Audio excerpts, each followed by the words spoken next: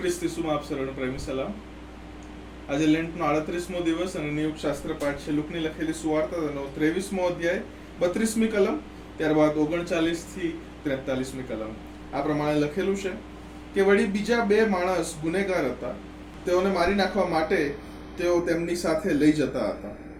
તેમની સાથે ટાંગેલા ગુનેગારોમાંના એકે તેમની નિંદા કરીને કહ્યું, શું તું ખ્રિસ્ત નથી? તું પોતાને તથા અમને બચાવ. પરંતુ બીજાએ ઉત્તર આપતા તેને ધમકાવીને કહ્યું, તું જે શિક્ષા ભોગવે છે તે છતાં તું શું ઈશ્વરથી પણ બીતો નથી? આપણે તો વાજબી રીતે ભોગવીએ છીએ, કેમ કે આપણે આપણા કામનું યોગ્ય ફળ પામીએ છીએ. પણ એમણે કંઈ પણ ખોટું કર્યું નથી. તેણે કહ્યું, હે ઈસુ, તમે તમારા રાજ્યમાં આવો ત્યારે મને સંભાળજો. તેમણે તેને કહ્યું, હું તને ખચિત કહું છું કે આજ તું મારી સાથે પારાદેશમાં હોઈશ. આ પ્રભુનું વચન છે. તો તમે લુકની સુવાર્તાનો તમે અભ્યાસ કરો તો લુક બાય પ્રોફેશન એક ફિઝિશિયન હતો, એટલે એક વૈદ્ય હતો. તેની સાથે સાથે તમે જાણીએ છીએ કે હી વોઝ ઓલ્સો હિસ્ટોરિયન, તે એક ઇતિહાસકાર પણ હતો. અને માટે જે રીતના તે પોતાની સુવાર્તાને લખે છે અને સ્ટ્રક્ચર કરે છે, એ મને તમને એક સ્લોઈંગ ફ્રેમની પિક્ચર બતાવવા માંગે છે. એટલે લુક જે છે તે અલ્ટિમેટ જે ક્લાઇમેક્સ છે તેને વધુ ને વધુ ઇમ્પોર્ટન્સ આપવા માંગે છે. જો તમે જુઓ તો ઈસુ ખ્રિસ્તના એ પહેલા 12 વર્ષોને તે એ પહેલા 2 અધ્યાયની અંદર બતાવે છે. ત્યારબાદ 16 અધ્યાયને તે તેમના જીવનના છેલ્લા 3 મિનિસ્ટ્રીના વર્ષ છે તેને માટે ડેડિકેટ કરે છે. આગળ ચાલીને એ ફ્રેમ વધારે સ્લો થાય છે. એટલે કે ઈસુ ખ્રિસ્તના છેલ્લા અઠવાડિયાને તે 4 અધ્યાયો આપે છે. એની પણ આગળ જઈએ તો ઈસુ ખ્રિસ્તના છેલ્લા 24 કલાકને એ આખા 2 અધ્યાય આપે છે. અને ત્યારબાદ એ ચોર સાથેના એ નાનકડા એ કન્વર્ઝેશનને લુક 5 કલમો અલગ કરે છે તેની માટે. લુક મને તમને એ વધસ્તંભ અને વધસ્તંભનું મહત્વ એના લખાણ દ્વારા પણ કહેવા માંગે છે. અહીંયા ગાડી જે 2 ચોરોની વાત કરવામાં આવી છે, તેઓને પણ તે જ શિક્ષા કરવામાં આવી હતી જે પ્રભુ ઈસુ ખ્રિસ્તને કરવામાં આવી હતી. પ્રભુ ઈસુ ખ્રિસ્ત પર કઈ તહોમતો મૂકી હતી? નંબર 1 એ તહોમત હતી કે તે દુર્ભાષણ કરે છે. નંબર 2 એ કૈસરને કર ભરવાની ના પાડે છે. અને નંબર 3 એ પોતે રાજા છે એવું ક્લેમ કરે છે. આ 3 એ તહોમતોને ફ્રેમ કરીને એ ઈસુ પર રાજદ્રોહની શિક્ષા કરે છે અને તેમને મરણદંડ પબ્લિક એક્ઝિક્યુશન અપાવે છે. તે આપણે અગાઉ જ જોયું છે. અહીંયા ગાડી તેમની સાથે બીજા 2 લૂંટારાઓને, બીજા 2 ચોરને પણ ટંગાવવામાં આવ્યા છે. વધસ્તંભનું મરણ, પબ્લિક એક્ઝિક્યુશનનું મરણ, એ વધસ્તંભ પરનું જે છે એ બહુ જ ભયંકર મરણ હતું. કારણ કે એ એક પ્રકારની સ્લો ડેથ હતી. તમે વધસ્તંભ પર જડાવવામાં આવો એટલે તમે તરત મરી જાઓ એવું છે જ નહીં. પણ એ વધસ્તંભના મરણની અંદર તમને જ્યારે વધસ્તંભ પર ટંગાવવામાં આવે ત્યારબાદ કમસે કમ 36 થી 40 કલાક લાગે એ વધસ્તંભ પર તમને મરણ આવતા. કારણ કે એ જે રીતના તમે મરો ત્યાં તમે ત્યાં એસ્ફિક્સિએશનનો તમે અનુભવ કરો. એટલે એવી પરિસ્થિતિ કે જ્યાં તમને શ્વાસ લેતા ન ફાવે. શ્વાસ લેતા ન ફાવે પરંતુ જીવ જાય નહીં. You are not able to breathe, but you're not facing death. એ મરણ હજી આવી નથી રહ્યું. તમે મરણની રાહ જોવો છો, but it is not coming. અને ત્યાં ગાડી એ પરિસ્થિતિમાં શ્વાસ લેવા માટે પણ તમારે એ પગ જ્યાં તમને ખીલ્લા ઠોકવામાં આવેલા હોય ત્યાંથી તમે પોતાની જાતને, બોડીને તમારે ઉપર ધક્કો મારવો પડે, છાતી ઉપર લેવી પડે અને તમે એ મોં દ્વારા શ્વાસ લેવાનો પ્રયત્ન કરો. That is also very hard. અને એવી પરિસ્થિતિમાં બોલવું, that is even more harder. અને આ 3 એટલે કે ઈસુ ખ્રિસ્ત અને એમની આજુબાજુ ટંગાયેલા બંને ચોર એ સરખી પરિસ્થિતિ, સરખી પીડા, સરખા દુઃખમાંથી ગુજરી રહ્યા છે. But there is a difference. એ બંને જે છે તે they are facing what they owed. એટલે તેઓએ જે શિક્ષા ભોગવવાની હતી તે ભોગવી રહ્યા છે.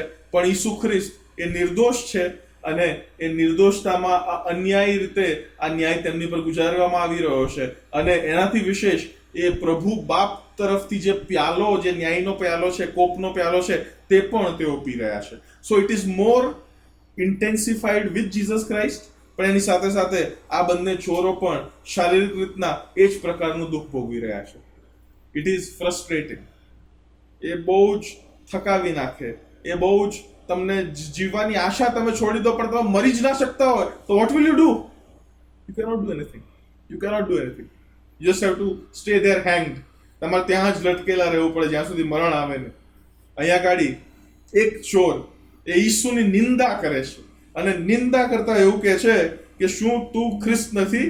તું પોતાને અને અમને બચાવ. તું પોતાને અને અમને બચાવ. એક વસ્તુ મારે તમારે હંમેશા યાદ રાખવી જોઈએ કે જ્યારે કોઈ માણસને પનિશ કરવામાં આવે ને, પનિશમેન્ટ જ્યારે કોઈને આપવામાં આવે ને, તો એ જે પનિશમેન્ટ હોય, that punishment is four restoration. સમજો, ધ્યાનથી સમજો જે કહેવા માંગુ છું, કે તમે જો તમારી પર કોઈ શિક્ષા કરવામાં આવે તો એ શિક્ષા સુધારા માટેની શિક્ષા છે, કે ભાઈ તમે એ શિક્ષાના સમયમાંથી પસાર થાઓ. ત્યારે તમે એ શિક્ષાના સમયમાંથી પસાર થતા તમે આત્મમૂલ્યાંકન કરો, આત્મતપાસ કરો, પોતાની જાતની અંદર તમે ઝાંકો અને જે ખોટું છે એને સાચું કરવા માટે અને પછી આગળના જીવનને વધારે સારી રીતના જીવવા માટે તમે યત્ન કરો. રાઈટ? પણ અહીંયા ગાડી તો હવે એવી કોઈ વાત જ નથી આવતી, because they are going to be hang on that cross till death. મરણ જ્યાં સુધી આવે ને ત્યાં સુધી તેઓ તે વધસ્તંભ પર લટકી રહેવાનું છે. અહીંયા ગાડી જે પહેલો ચોર છે, જે ઈસુની નિંદા કરે છે, એ ખરેખરમાં એ જો ઈસુને તેણે ઓળખ્યો હોત, જેમ આપણે આગળ જોઈશું, his purpose, his response and his way of speaking would have been different. પણ ત્યાં ગાડી જ્યારે પહેલો ચોર આવું બોલે છે ત્યારે બીજો ચોર તેને ધમકાવે છે. ધમકાવીને કહે છે કે આટલું બધું તારી જોડ થાય છે, હજી પણ તું પ્રભુથી બીતો નથી? આપણે તો જે ભોગવી રહ્યા છે, આપણે કામોને લીધે ભોગવી રહ્યા છે, પણ આ વ્યક્તિએ તો એવું કંઈ ખોટું કર્યું નથી. આ બીજા વ્યક્તિની જે ડાયલોગ છે ને મારા વાલાઓ, એ મારો ને તમારો એ પ્રાર્થના બનવી જોઈએ. આપણી મંડળીઓની અંદર, આપણા ઘરોની અંદર, ઇવન આપણા ઘરેણાઓની અંદર હું ને તમે એક વસ્તુને એ આજના સમયમાં રાખીએ છીએ. It is definitely without fail present, અને તે છે વધસ્તંભ. વધસ્તંભ એ ક્રોસનો સિમ્બોલ. એ આપણા ચર્ચિસની ઉપર, ચર્ચિસની અંદર, પુલપિટ પર, બેન્ચીસ પર, એ અલગ અલગ જગ્યાએ મને તમને ક્રોસનો સિમ્બોલ અચૂક જોવા મળે છે. ત્યારબાદ એ આપણા ઘરેણાઓની અંદર, એટલે આપણે જ્યારે ચેન પહેરતા હોઈએ કાં તો વીંટી પહેરતા હોઈએ, ત્યાં પણ અમુક લોકોને દે લાઈક ટુ વેર ક્રોસ. પણ પ્રભુ ઈસુ ખ્રિસ્તના સમયમાં જો વધસ્તંભને હું તમે મૂલ્યાંકન કરવાનો પ્રયત્ન કરીએ ને, તો એ વધસ્તંભનું મરણ એટલું શરમજનક મરણ હતું કે જે વિશે એ પબ્લિકલી બોલવું અને ડિસ્કસ કરવું પણ ડિસ્કરેજ્ડ હતું. એ પબ્લિકલી એટલે લોકો વચ્ચે તેઓ જાહેરમાં એ વધસ્તંભ બોલતા પણ નહોતા. મારા વાલાઓ, 3 વધસ્તંભ હતા. 3 વધસ્તંભ. એ 3 પહેરો. હવે એકની જગ્યાએ 3 વધસ્તંભ પહેરો, કારણ કે વચ્ચેનો વધસ્તંભ જે હું તમે પહેરીએ છીએ તેની પર તો તમે જવાને માટે લાયક જ નથી. પણ જે આજુબાજુના જે વધસ્તંભ છે ને ઈસુની આજુબાજુના, that will lead us to a self evaluation. તે મરણ તમને આત્મમૂલ્યાંકન તરફ લઈ જશે કે એ બંને ચોરમાંથી કયા વ્યક્તિ જેવું એટીટ્યુડ મારું ને તમારું છે. શું હું ને તમે એ પહેલા ચોરની માફક ઈસુની નિંદા કરીએ છીએ, રોંગ એટીટ્યુડ રાખીએ છીએ, અથવા શું એ બીજા ચોરની માફક હું ને તમે એ ઈસુની આગળ પોતાની જાતને ખાલી કરીએ છીએ, પોતાના પાપને કબૂલ કરીએ છીએ? કેમ કે એ ચોર કહે છે ને કે આપણે તો જે ભોગવી રહ્યા છે તેની માટે આપણે એ કામ કર્યું છે માટે ભોગવી રહ્યા છે. That is a confession. ત્યારબાદ બીજી વાત એ જે કહે છે તે એ કે પ્રભુ ઈસુ ખ્રિસ્ત એ ઇનોસેન્ટ છે, એ નિર્દોષ છે, એમણે એવું કંઈ ખોટું કર્યું નથી. અને ત્રીજી વાત જે ચોર કહે છે તે કે પ્રભુ તારા રાજ્યમાં મને યાદ રાખજે. એટલે કે he is also accepting the kingdom of God. એ ઈસુના રાજ્યને યાદ રાખે છે. મારા વાલાઓ, જો આ મારીને તમારી પ્રાર્થના બની રહે ને, નંબર 1 આઈ એમ અ સિનર, નંબર 2 પ્રભુ ઈસુ ખ્રિસ્ત જે નિર્દોષ હોઈને મારીને તમારી માટે મરણ પામ્યા, અને નંબર 3 એ ઈશ્વરના રાજ્યના નાગરિક બનવાને માટે ઈસુને વિનંતી કરવી. That is more than enough. અને ત્યારે પ્રભુ ઈસુ ખ્રિસ્ત મને તમને ઉત્તર આપશે કે હું તને ખચિત કહું છું કે આજ તું મારી સાથે પારાદેશમાં હોઈશ. આજ તું મારી સાથે પારાદેશમાં હોઈશ. બીજો ચોર એ મને તમને અજાયબ જેવા લાઈફ લેસન શીખવે છે. એણે આખું જીવન આ પોઈન્ટ સુધી, મરણના પોઈન્ટ સુધી એ કેવી રીતના જીવ્યું એનું કોઈ વર્ણન નથી. પરંતુ it is very much evident કે at this point when he is encountering Jesus Christ, એક ક્ષણે પણ એ પ્રભુ ઈસુ ખ્રિસ્તને તારણહાર તરીકે સ્વીકારવા માટે તૈયાર છે. દરેક મારા ને તમારા જીવનની અંદર આ ચોરની માફક ઘડી આવતી નથી કે ભાઈ જીવનના છેલ્લી ક્ષણે ઈસુને સ્વીકારી લઈશ. ના, but whenever you encounter Jesus Christ, જ્યારે પણ જે પણ જગ્યાએ, જે પણ સ્થળે, જે પણ પરિસ્થિતિમાં તમે ઈસુનો જો તમે ભેટો કરો તો ઈસુને તારણહાર તરીકે સ્વીકારવા એ મારા ને તમારી માટે મેન્ડેટરી બની જાય છે. ઓર એલ્સ એ ઘડી ફરી ક્યારે આવશે વી ડોન્ટ નો. અહીંયા ગાડી બે ચોર હતા, એ બંને ચોરો પાસે સેમ ઓપોર્ચ્યુનિટી હતી, એ બંને ચોરો પાસે સેમ સમય હતો, એ બંને ચોરો એ જીવનના સેમ પડાવની ઉપર હતા, પરંતુ એ બંને ચોર એ અલગ અલગ ડાયરેક્શન ચૂઝ કરે છે.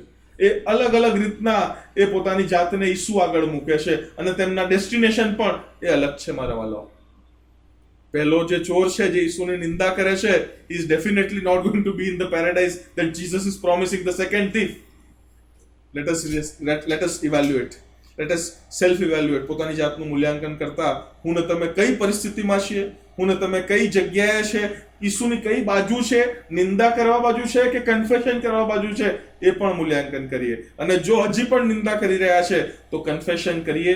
આ ઘડી છે, આ સમય છે મારા વાલાઓ કે જ્યાં હું ને તમે ઈસુની આગળ કબૂલાત કરીએ. ઈસુ મારા ને તમારા માટે નિર્દોષ હોઈને વધસ્તંભ પર જડાયા તેની કબૂલાત કરીએ અને ઈસુના રાજ્યના નાગરિક બનવાને માટે આપણે વિનંતી પણ કરીએ. પ્રભુ મને તમને એમના પારાદેશની અંદર એમની સાથે જોવા માંગે છે. That is his will. કારણ કે પ્રભુનું વચન કહે છે એક પણ આત્મા નાશ થાય એવી પ્રભુની ઈચ્છા નથી. મારા વાલાઓ, આવો આપણે વધસ્તંભની આ તરફ, એટલે બીજા ચોર તરફ, એ જે વધસ્તંભ છે તેને આપણે ચૂઝ કરીએ. કન્ફેશનના વધસ્તંભને આપણે ચૂઝ કરીએ. સેલ્ફ ડિનાયલના વધસ્તંભને આપણે ચૂઝ કરીએ અને પ્રભુના રાજ્યના નાગરિક બનવાને માટે એ તરફના વધસ્તંભને આપણે ચૂઝ કરીએ. પ્રભુ આપ સર્વને આશીષ આપો. આમેન.